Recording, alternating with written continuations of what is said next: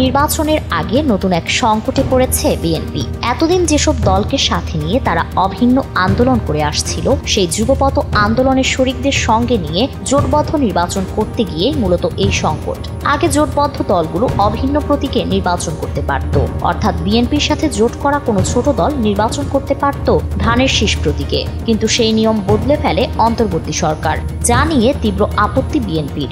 এই অবস্থায় সরকারের উপর চাপ প্রয়োগ করে আরপিও সংশোধনী পরিবর্তন করতে যাচ্ছে দলটি।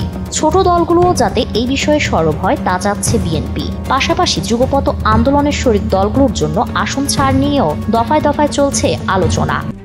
RICL TMX, যুগের পর যুগ স্থাপনা থাকে মজবুত।